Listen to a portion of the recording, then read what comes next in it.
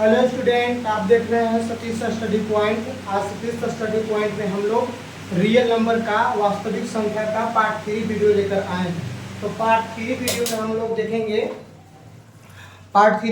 हम लोग देखेंगे जैसे कि कुछ संख्याओं के बारे में बच गया था। जैसे कि आज हम लोग पढ़ेंगे कि सहअभाज्य संख्या क्या है। सहअभाज्य संख्या क्या है, इसको हम लोग को प्राइम नंबर कहते हैं। को प्राइम नंबर एक दूसरा नाम होता है, एक और होता है जिसको हम लोग कहते हैं युग्म अभाज्य संख्या। युग्म अभाज्य संख्या, ठीक ना, या इसको हम लोग कहते हैं जुड़वा अभाज्य संख्या। जुड़वा अभाज्य संख्या, इसको हम लोग क्या कहते हैं, जुड़वा अभाज्य संख्या। इसको हम लोग पेयर प्राइम नंबर इंग्लिश में कहते हैं। पेयर प्राइम नंबर कहते हैं। और फिर उसके बाद हम लोग पढ़ेंगे कि HCF क्या है।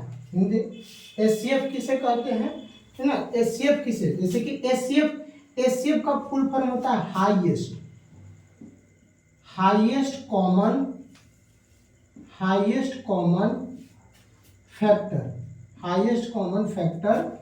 और एक LCM होता है। अच्छा, इसको हिंदी में क्या कहते हैं, इसको हिंदी में कहते हैं महत्तम समापवर्तक। और इसका एक और नाम होता है, या में करके GCD भी बोल सकते हैं इसको, ग्रेटेस्ट कॉमन डिवीजर होता है। तो दोनों का हिंदी नाम एक ही होता है। एक होता है, अगला हम लोग LCM के बारे में पढ़ेंगे, लोवेस्ट कॉमन मल्टीपल के बारे में पढ़ेंगे। लोवेस्ट कॉमन मल्टीपल के बारे में पढ़ेंगे।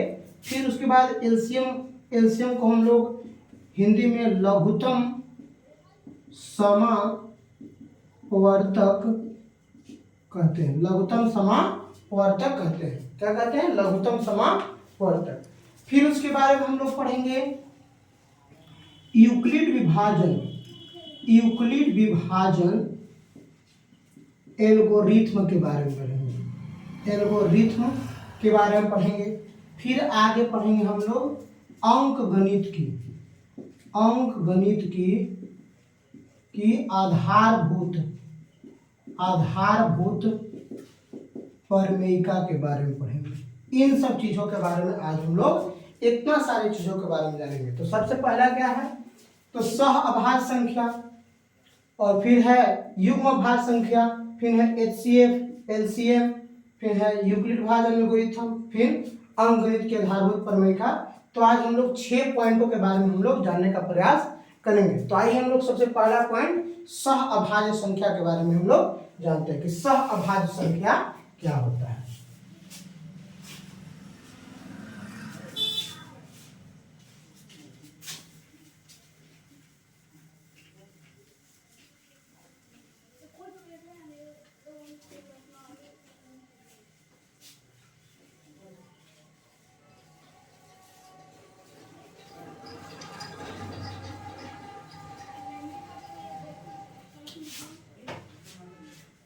पहला पॉइंट में हम लोग लिखेंगे सहअभाज्य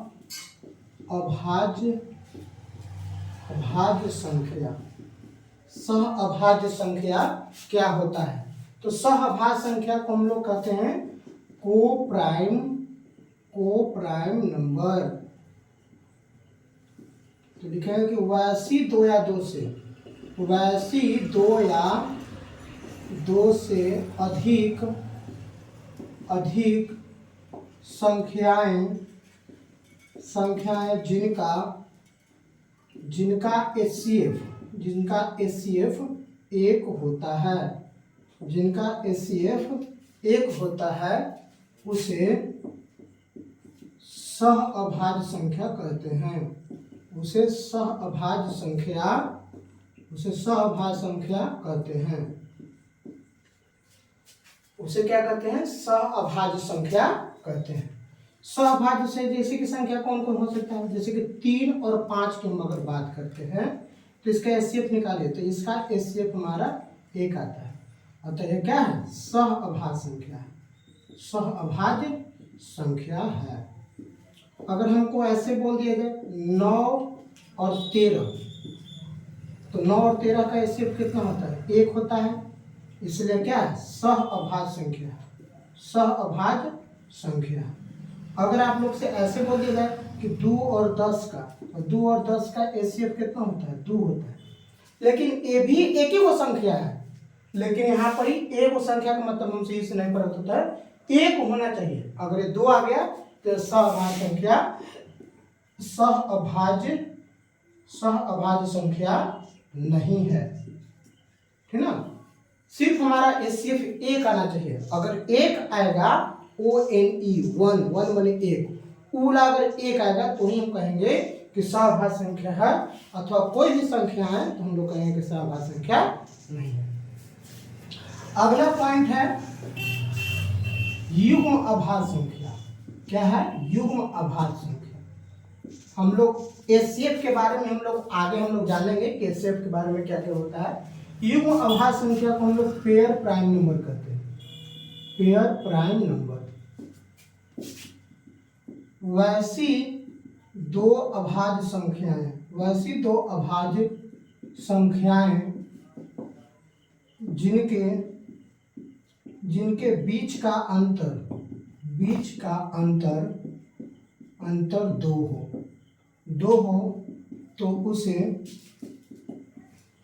युग्म अभाज्य संख्या कहते हैं। युग्म अभाज्य संख्या कहते हैं। उसे क्या कहते हैं? युग्म अभाज्य संख्या कहते हैं। उसे क्या कहते हैं? वैसी दो अभाज्य संख्या जिसके बीच का अंतर 2 हो, उसे हम लोग युग्म अभाज्य संख्या कहते हैं या जुड़वा अभाज्य संख्या कहते हैं। जैसे कि एग्जाम्पल में हो जाएगा 3, 5, तो दोनों के बीच में 2 का अंतर है। जैसे कि हो जाएगा 11, 13, ये दोनों के बीच में 2 का अंतर है। 7, 9 में 2 का तो अंतर है, लेकिन ई जो है से अभाज्य संख्या नहीं है, अभाज्य संख्या नहीं है, इसलिए यह नहीं होगा। अगर हम मान लीजिए कि 15 और 17, तो इसमें ई नहीं है। अगर हम यही बोल दिए कि अगर 11 और 17 ये दोनों अभाज्य संख्या है, लेकिन दोनों के बीच का अंतर 2 नहीं है, इसलिए सहअभाज्य संख्या नहीं होगा। वैसी संख्या जिसके बीच का अंतर 2 हो, वैसी दो अभाज्य संख्या जिसके बीच का अंतर 2 हो, उसे हम लोग क्या कहते हैं? सहअभाज्य। जैसे कि 5 और 7 दोनों के बीच में 2 का अंतर है, ये क्या है? सहअभाज्य संख्या। तो आप लोग सहअभाज्य संख्या, सॉरी गलती हो गया था, सहअभाज्य संख्या जिसके वैसे दो से अधिक संख्या है जिसका एचसीएफ 1 हो, उसे सहअभाज्य संख्या। इसमें हम लोग थोड़ा सा गलती बोल दिए थे अभी। युग्म अभाज्य संख्या क्या होता है? तो वैसी दो अभाज्य संख्याओं जिसके बीच का अंतर 2 हो, उसे युग्म अभाज्य संख्या या जुड़वा अभाज्य संख्या कहते हैं। जैसे कि 3, 5 दोनों के बीच में 2 का अंतर है और दोनों के दोनों अभाज्य संख्या है। 11, 13 दोनों के बीच में 2 का अंतर है। 5, 7 दोनों के बीच में 2 का अंतर है। और सभी एक प्रकार का अभाज्य संख्या है, इसलिए इन सभी संख्याओं को हम लोग क्या कहेंगे? युग्म अभाज्य संख्या कहेंगे, ठीक ना। अब हम लोग आगे देखते हैं, हम लोग युग्म अभाज्य संख्या। अब हम लोग का एक लास्ट पॉइंट है, ठीक ना, संपूर्ण संख्या। क्या पढ़ना है? संपूर्ण संख्या के बारे में। इसको हम लोग कंप्लीट नंबर कहते हैं, कंप्लीट नंबर। तो वैसी संख्या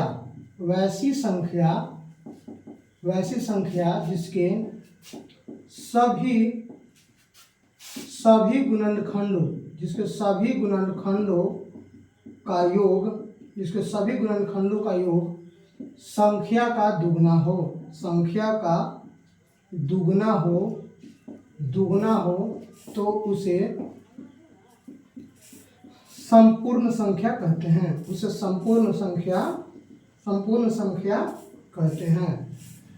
एग्जाम्पल के तौर पर जैसे कि 6 को 1 से लगता है, 2 से लगता है, 3 से लगता है और 6 से लगता है। अब इन सभी को जोड़ो तो 1 + 2 + 3 + 6, तो कुल टोटल 12। देखिए तो ये संख्या का दुगना है कि ना? संख्या का दुगना है। तो वैसी संख्या जिसके सभी गुणनखंडों का योग संख्या का दुगना हो, तो वैसी संख्या को हम लोग संपूर्ण संख्या कहते हैं। जैसे कि एग्जाम्पल नंबर 1 और 28, तो 1 से लगता है, 2 से लगता है, 3 से नहीं लगता है, 4 से लगेगा, 5 से भी नहीं, 6 से भी नहीं, 7 से लगता है, 8 से भी नहीं लगेगा, 14 से लगेगा, 28 से लगेगा। तो 1 + 2 + 4 + 7 + 14 + 28 जोड़ो तो 3 7 7 7 14 14 18 28 दूनी 56। यानी कि देखो तो ये संख्या का दुगना है कि ना, ये संख्या का दुगना है। अतः ऐसी संख्याओं को हम लोग क्या करते हैं, संपूर्ण संख्या कहते हैं। तो आज हम लोग 3 गो संख्या के बारे में पढ़े। पहली संख्या के बारे में क्या पढ़े, तो सह अभाज्य संख्या किसे कहते हैं, को प्राइम नंबर। तो वैसी 2 या 2 से अधिक संख्या, वैसी 2 या 2 से अधिक संख्या जिनका एचसीएफ 1 हो उसे सहअभाज्य संख्या कहते हैं। जैसे कि 3 5 इसका एचसीएफ 1 है, 9 13 इसका एचसीएफ 1 है, सहअभाज्य संख्या है। और 2 10 इसका एचसीएफ 2 है, इसलिए सहअभाज्य संख्या नहीं है। एक के अलावा कोई भी कितनों भी एचसीएफ रहे तो उसका हम लोग सहअभाज्य संख्या उसको नहीं कहेंगे। सिर्फ एक रहेगा तो ही हम कहेंगे कि वो सहअभाज्य संख्या है। युग्म अभाज्य संख्या किसे कहते हैं, तो वैसी 2 अभाज्य संख्याएं जिसके बीच का अंतर 2 हो उसे हम लोग युग्म अभाज्य संख्या कहते हैं। जैसे कि 3 5 11 13 5 7, ठीक है ना, 5 7 इस सब में 2 2 का अंतर है। 3 5 में भी 2 का अंतर है, 11 13 में भी 2 का अंतर है, 5 7 में भी 2 का अंतर है। तो ये सभी जो संख्याएं हैं ये युग्म अभाज्य संख्या है, इसको हम लोग जुड़वा अभाज्य संख्या कहते हैं। 11 17 ये दोनों अभाज्य संख्या है, लेकिन दोनों के बीच में अंतर 2 नहीं है, इसलिए इसे युग्म अभाज्य संख्या नहीं कहेंगे। अगला है संपूर्ण संख्या। तो संपूर्ण संख्या क्या होता है, तो वैसी संख्या जिसके सभी गुणनखंडों का योग संख्या का दुगना होता है उसे हम लोग युग्म संख्या कहते हैं। जैसे कि 6 कौन कौन पहाड़ा में होता है, 1 2 3 6 में होता है, और सबको जोड़े तो 12, तो संख्या का दुगना है कि ना। 28 1 4 7 14 28 संख्या का दुगना 56 आया कि ना। तो इसलिए यह संख्या 6 और 28 संपूर्ण संख्या कहलाती है।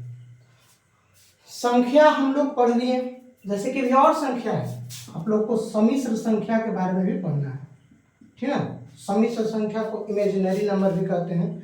तो सब संख्या ग्रहणी के बारे में पढ़ना है, ग्रहणी में पढ़ना है, सम्मिश्र संख्या, ठीक है ना, संयुक्त संख्या, ठीक है ना, ये सब संख्याओं के बारे में आप लोग को ग्रहणी में पढ़ना है। तो सब के बारे में हम लोग अभी चर्चा नहीं करेंगे, सिर्फ हम लोग इतना संख्या के बारे में देख लिए। अब हम लोग आगे देखते हैं अगला टॉपिक क्या है।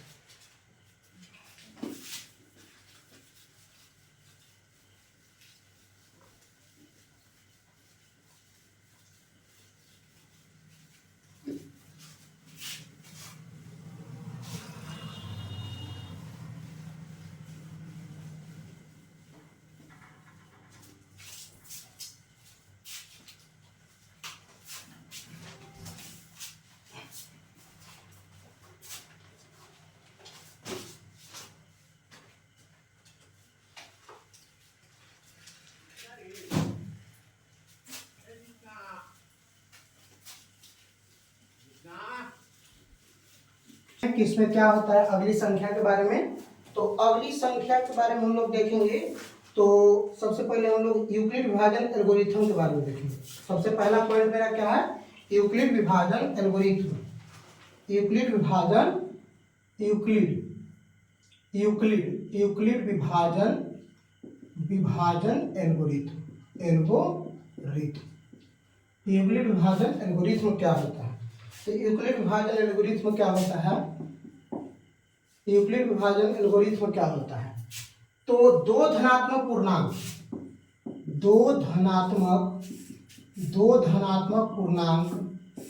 पूर्णांक ए और बी दिए रहने पर ऐसी अद्वितीय पूर्ण संख्याएं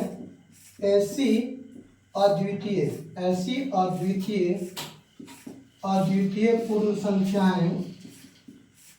पूर्ण संख्याएं Q और R विद्यमान हो कि A बराबर BQ प्लस R के रूप में हो, जहां 0 से ग्रेटर देन और बराबर R का मान, लेकिन B से कभी बड़ा न हो। ये है यूक्लिड विभाजन एल्गोरिथम। तो यूक्लिड विभाजन एल्गोरिथम से हम लोग एचसीएफ ज्ञात करते हैं। यूक्लिड विभाजन एल्गोरिथम से हम लोग क्या ज्ञात करते हैं, एचसीएफ। जैसे कि अगर इसका आप विस्तारित रूप लिखेंगे तो भाज्य बराबर भाजक भाजक गुने भागफल अब प्लस में शेषफल होता है। इसको शॉर्ट फॉर्म में अगर हम लिखेंगे तो P x into Q x गुने में जी एक्स इंटू प्लस में आर एक्स होता है। यही होता है। तो यह एचसीएफ निकालने का एक यूनिक तरीका है जिसके द्वारा से हम लोग यूक्लिड विभाजन एल्गोरिथम से हम लोग एचसीएफ ज्ञात करते हैं। तो यूक्लिड विभाजन एल्गोरिथम क्या कहता है कि दो धनात्मक पूर्णांक ए और बी दिए रहने पर, दो धनात्मक पूर्णांक ए और बी दिए रहने पर एक ऐसी अद्वितीय पूर्ण संख्या प्राप्त हो, एक ऐसी अद्वितीय संख्या क्यू और आर विद्यमान होता है जहाँ ए बराबर बी क्यू प्लस आर के रूप का कोई संख्या लिखा जा सकता है। कोई भी संख्या हो जिसे हम लोग ए क्यू, जिसको हम लोग ए बराबर बी क्यू प्लस आर के रूप में हम लोग लिख सकते हैं, जहाँ आर का मान 0 के बराबर भी होगा लेकिन 0 से कभी छोटा नहीं होगा, 0 से हमेशा बड़ा होगा और यह बराबर हो सकता है। लेकिन बी से कभी भी आर का मान बड़ा नहीं हो सकता। एग्जाम्पल के तौर पर हम एक बताते हैं, जैसे कि अगर बात बताते हैं क्वेश्चन नंबर पहला कि 225 रहेगा और 45 रहेगा तो कहेगा कि का एचसीएफ ज्ञात करें यूक्लिड विभाजन एल्गोरिथम विधि से, यूक्लिड विभाजन एल्गोरिथम विधि से। तो इसमें नियम होता है यह कि दोनों में जो सबसे बड़ा हो उसको ए बराबर मान लीजिए और छोटा हो उसको बी बराबर मान लीजिए। अब फार्मूला क्या होता है तो ए बराबर बी क्यू प्लस आर होता है। तो ए के मान 225 है और बी के मान 45 में हम लोग कितना से गुना करेंगे ताकि 225 आ जाए। तो 45 से देखिए तो मान लीजिए 45 से कितना बार गुनेगा, 5 बार में तो 5 5 25, हाथ में चल 2 पंचों का 20 2 22, यानी कि 5 बार में हम गुना किया, 0 जोड़ दिए, 5 बार में गुना किए और 0 जोड़ दिए तो हमारा ए 225 ए बराबर बी क्यू प्लस आर के रूप का आ गया कि ना, जहाँ पर हमारा ठीक है एचसीएफ क्या हो गया, हमारा एचसीएफ 45 हो गया। जो बी का मान रहता है वही हमारा एचसीएफ हो जाता है। अगर हम दूसरा एग्जांपल देखें, एग्जाम्पल नंबर दूसरा देखें, अगर 13 रहेगा और 217 रहेगा तो इसको कैसे बनाएंगे। तो ए बराबर हमने 217 मान लिया, बी बराबर हमने 13 मान लिया। तो ए बराबर बी क्यू प्लस आर के रूप को लिखना है। तो ए का मान 217 है और बी का मान 13 है, गुना में कितना होगा। तो हम लोग 217 में क्या करेंगे, सीधे 13 से 217 में हम लोग ऐसा करके भाग देंगे। हालांकि यह एक प्रकार का भाग विधि है लेकिन हमको यूक्लिड विभाजन से इस विधि से हम लोग को बनाने के लिए बोला जाए। तो सबसे पहले भाग दीजिए 13 का 13 तो हो जाएगा 7 13 8, 13 5 65, 13 6 78, 13 6 78, 13 5 65, 13 6 78, 17 में से 8 गया 9, एक कैंसिल हो गया तो 9, यानी कि हमको 13 में 16 से गुना करके 9 जोड़ने पड़ेगा। 13 में 16 से गुना करके 9 जोड़ने पड़ेगा तब हमारा कितना आएगा 217। अब क्या होता है कि जो पहले का गुणनखंड है कि बी का मान कि ए के जगह पर आ जाता है और ये जो आर का मान है वो बी के जगह पर चल जाता है। अब 9 में कितना करेंगे तो 9 में 1 से गुना करेंगे तो 9 आएगा, तो 9 आया। अब 9 में कितना जोड़ेंगे कि 13 आएगा, तो हम लोग 4 जोड़ेंगे तो 13 आएगा। अभी भी 0 नहीं आया, जब तक नहीं आर का मान 0 आएगा तब तक इसको करते रहना है। अब फिर से 9 यहाँ लिखेंगे और आर का मान यहाँ लिखेंगे। अब 4 में 2 से गुना किए तो 4 दूनी 8, 8 में कितना जोड़ेंगे कि 9 आएगा, 1 जोड़ेंगे, 1 लिख दिए। अब फिर यहाँ 4 लिख दिए। अब 1 में 4 से गुना करके 0 जोड़ेंगे, 1 में 4 से गुना करेंगे तो 4 आ जाएगा और 0 जोड़ दिए तो 0। तो हमारा एचसीएफ कितना हो गया, हमारा एचसीएफ 1 हो गया। तो इस प्रकार से देखेंगे कि यूक्लिड विभाजन एल्गोरिथम का प्रयोग इस प्रकार से किया जाता है। तो ए और बी दो ऐसी संख्याएं रहेगा जिसमें क्यू और आर विद्यमान हो जाएगा, तो हम किसी भी संख्या को ए बराबर बी क्यू प्लस आर के रूप में हम लोग लिख सकते हैं। यूक्लिड विभाजन एल्गोरिथम का मतलब यही है। तो हम आशा है कि आप लोग समझ में आ गया होगा। अब हम आप लोगों को आगे देखते हैं।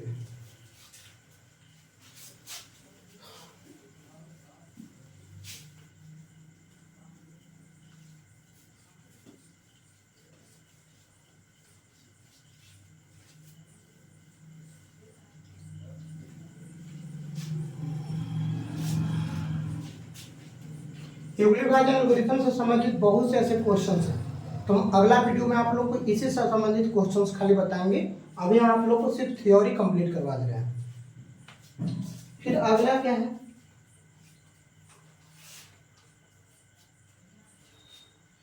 एल्गोरिथम पूछेगा। एल्गोरिथम क्या है, तो बोलेंगे कि एल्गोरिथम सुपरभाषी चरणों की एक श्रृंखला है। एल्गोरिथम सुपरिभाषित चरणों की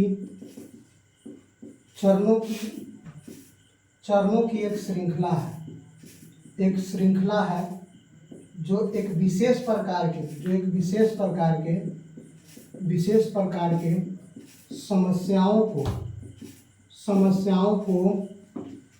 समस्याओं को हल करने के लिए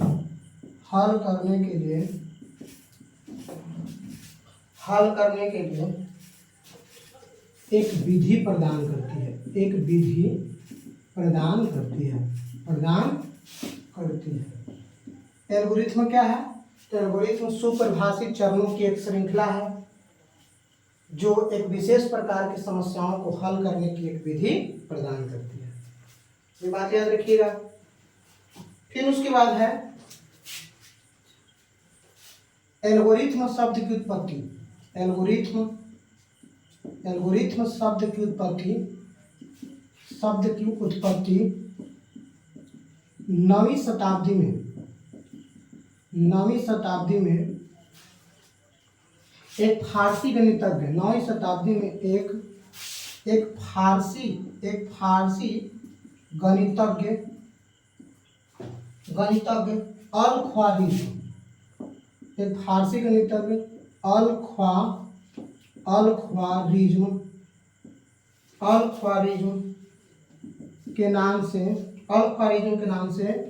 अल-ख्वारिज्म के नाम से लिया गया था। एल्गोरिथम शब्द की उत्पत्ति किस शब्द से हुई थी, एक फारसी गणितज्ञ थे जिसका नाम था अल-ख्वारिज्म। उन्हीं के नाम से एल्गोरिथम शब्द की उत्पत्ति हुई थी। अलजबरा एक होता है, अलजबरा क्या होता है, अलजबरा शब्द की उत्पत्ति इन्हीं की लिखी हुई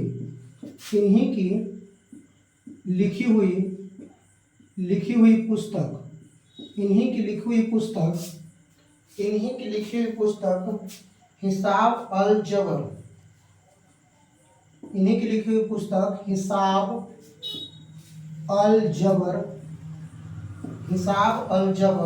वा अल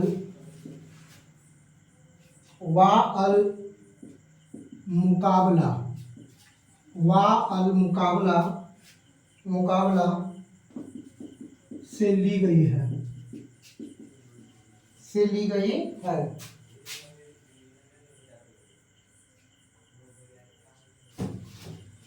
देखिए एल्गोरिथम शब्द की उत्पत्ति कहाँ से हुई है, तो एक फारसी गणितज्ञ थे जिनका नाम था अल-ख्वारिज्म, उन्हीं के नाम से एल्गोरिथम शब्द की उत्पत्ति हुई है।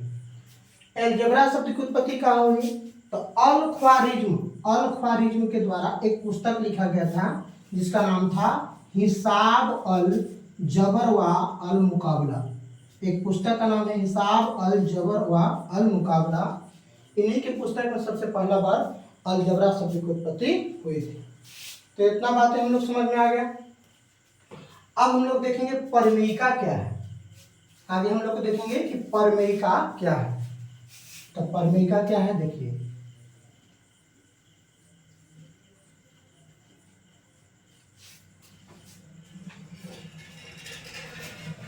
परमेयिका क्या हम लोग कहते हैं, परमेयिका। तब परमेयिका जो होता है ना, परमेयिका एक सिद्ध किया हुआ कथन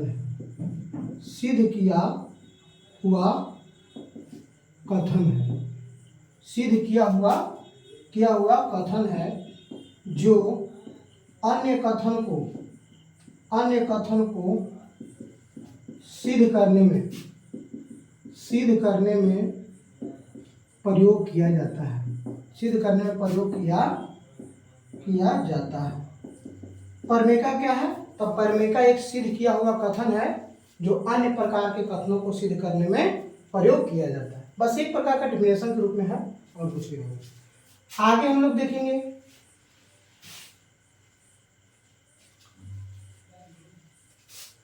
जैसे कि अब अगला है एचसीएफ। एचसीएफ या इसको हम लोग जीसीडी भी बोलते हैं। हम लोग महत्तम समावर्तक या इसको हम लोग हाईएस्ट